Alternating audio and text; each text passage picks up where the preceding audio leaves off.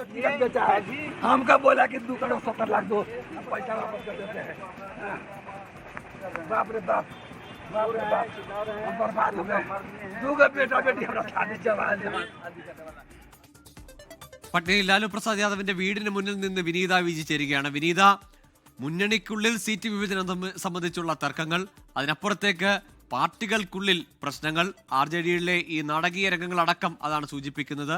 Seat വിഭജനവും സ്ഥാനാർത്ഥി നിർണയത്തിലും കല്ലുകടികൾ തീരുന്നില്ല.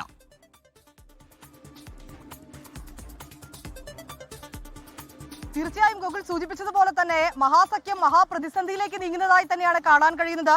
ഉള്ളിൽ സഖ്യകക്ഷികൾക്കിടയിൽ ഈ സീറ്റ് ധാരണ സംബന്ധിച്ചുകൊണ്ടുള്ള തർക്കങ്ങളുണ്ട്. അതിനിടയിലാണ് ഇപ്പോൾ RJD നേതാവ് അല്പസമയം മുൻപ്, ഞാനിപ്പോൾ നിൽക്കുന്നത് നമുക്ക് കാണാൻ കഴിയുന്ന ലാലു പ്രസാദ് യാദവിന്റെ വസതിയാണ്. ഈ വസതിയിലാണ് സീറ്റ് വിഭജനവുമായി ബന്ധപ്പെട്ടുകൊണ്ടുള്ള കാര്യങ്ങൾ, സ്ഥാനാർത്ഥി നിർണയം ഒക്കെ തന്നെ ചർച്ചയാകുന്നത്. കഴിഞ്ഞ ദിവസങ്ങളിലെല്ലാം വലിയ നേതാക്കളുടെ നിര തന്നെ ഇവിടെ കാത്തു നിൽക്കുന്നുണ്ടായിരുന്നു അദ്ദേഹത്തെ കാണുന്നതിനും ഈ ചർച്ചകൾ നടത്തുന്നതിനും ഒക്കെയായി. അങ്ങനെ എത്തിയതാണ് മദൻ ഷാ. അദ്ദേഹം RJD നേതാവാണ്.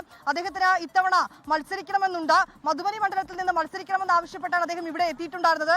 തുടർന്ന് അദ്ദേഹത്തിന് സീറ്റ് ലഭിച്ചില്ല എന്നും തന്നോട് RJD MP സഞ്ജയ് യാദവ് പണം ആവശ്യപ്പെട്ടുവെന്നും പണം വാങ്ങി പലർക്കും സീറ്റ് നൽകുന്നതായും അദ്ദേഹം ആരോപിച്ചു.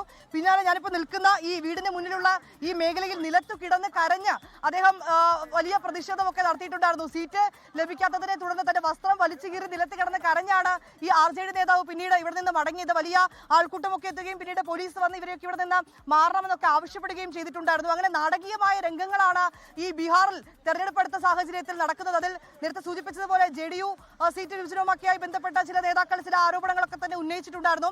അതിന് പിന്നാലെയാണ് ഇപ്പോൾ RJDയിലും സമാനമായിട്ടുള്ള നാടകീയ രംഗങ്ങൾ അരങ്ങേറുന്നത്. ഞാനിപ്പോൾ നിൽക്കുന്ന ലാലു പ്രസാദ് യാദവിന്റെ വസതിക്ക് മുൻപിലാണ്. നേതാക്കൾ ഇവിടെ വന്ന് കാത്തു നിൽക്കുകയും അതിനുശേഷം ഞങ്ങൾക്ക് സീറ്റ് ലഭിച്ചില്ലെന്ന് ആരോപിച്ചവർ പ്രതിഷേധിക്കുകയും ചെയ്തത്. ആ പ്രതിഷേധം ഒരല്പം വികാരധീരനായിപ്പോയി എന്ന് കൂടി തന്നെ പറയാം, അതിരു കടന്നു എന്ന് തന്നെ പറയാം.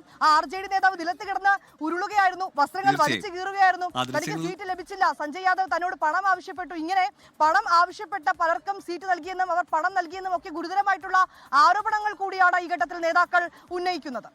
ശരി വിനീത, ഏതായാലും നാടകീയ രംഗങ്ങളാണ്. അവിടെ റോഡിൽ കിടന്ന് നിലച്ചക്രങ്ങളൊക്കെ ആ നേതാവ് വൈകാരിക പ്രതിഷേധമൊക്കെ അറിയിക്കുന്നത് നമ്മൾ ഈ ദൃശ്യങ്ങളിൽ കാണുന്നു. ഏതായാലും RJD നേതാവ് ലാലു പ്രസാദ് യാദവിന്റെ വീടിന് മുന്നിലാണ് ഈ നേതാവിന്റെ പ്രതിഷേധം കണ്ടത്.